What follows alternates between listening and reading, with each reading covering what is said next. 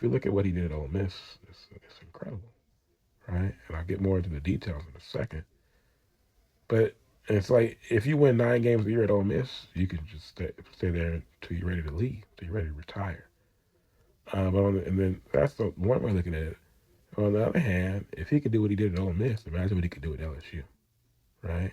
There's going to be a lot more pressure at LSU because LSU, that's what they expect, right? With Ole Miss, they don't expect anything. But that's why I wanted to get to or they shouldn't. That's why I wanted to get to my main point, which is that they're so mad at Lane Kiffin for leaving, but they should be grateful. They have 4 10-win seasons in 6 years under him. Now let's look at their history, right? So before Kiffin, the greatest coach in the history of their program was John Vaught. He coached at LSU for 25 years. That was from 1947 to 1970. And then he came back for another year in 1973. So that's 25 years. So in 25 years, he had 4 10-win seasons, right? Now, Ole Miss didn't start playing an 11-game regular season schedule until 1973. So that was that one year Vaught came back. And they played 11-game schedule regular season from 1973 to 1996. They didn't have any 10-win seasons in that period. That's 24 years, right? And then in 1997, they started playing a 12-game season, which is what regular season, which they still play now. And so from 1997 to 2019, which was the year before Kiffin was hired there, that's what, 23 years? In 23 years, they only had 2 10-win seasons, right? So what are they? They should just be happy that Lane Kiffin that he came there and allowed them to have the type of success that they pretty much they never happened before. Not there anybody. Nobody remembers that was like the 50s and the 60s when they won were having success under John Vaught. I think their most success winning those 10 games back then, 10-game seasons back then. So I just don't know why they're so arrogant when they're such a crappy historically. They suck. That's why they call them Old Piss. But the reason they call them Old Piss is it's not just like calling, like when your rivals call you a name, like other teams in this, like Mississippi State or other teams in the SEC make up a name to mock their rival. No, they really are a pissy program historically.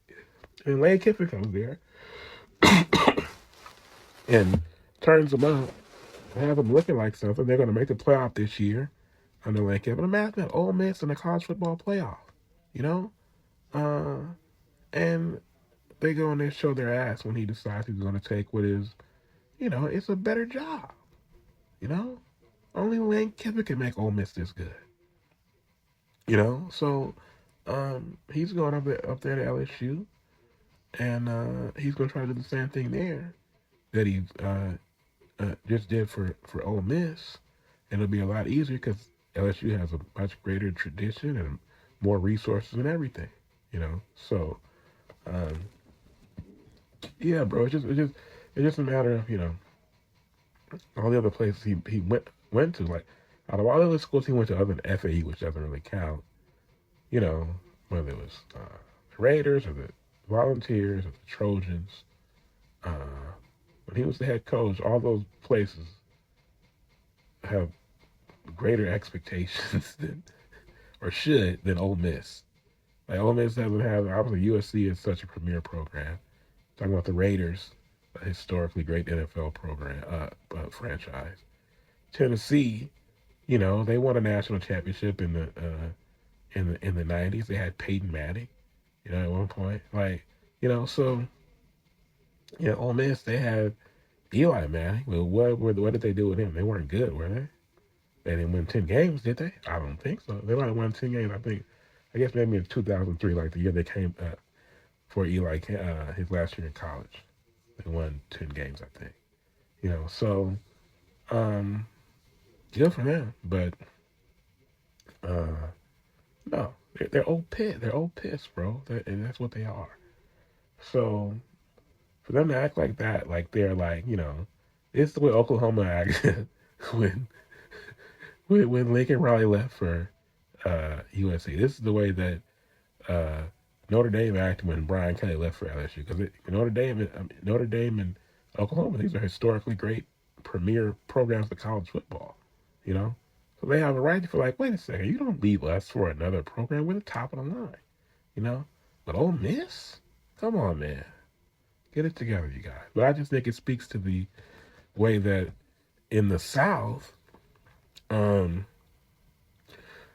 everybody in the South is so arrogant when it comes to college football. They feel like college football is like they created it. Maybe they did. I don't know, but obviously the history of college football in the South is bigger and greater than it is anywhere else. To the point, I guess, that even Ole Miss feels like they're like, act like they're on the same level as LSU and Alabama and Texas and those type of and those schools. You know, I'm just talking about schools in the South, not necessarily. I mean, now Texas is in the SEC, but not just historical SEC teams, but any teams in the South. But think about Georgia, historical SEC teams, Georgia, Alabama, you know, LSU, you know, um, even LSU. Really, their history of dominance only really goes back to being great. Only goes back to uh, Nick Saban. And when you talk about Alabama, you talk about Georgia. You talk about schools like that. They've earned the right to be arrogant, but not Ole Miss.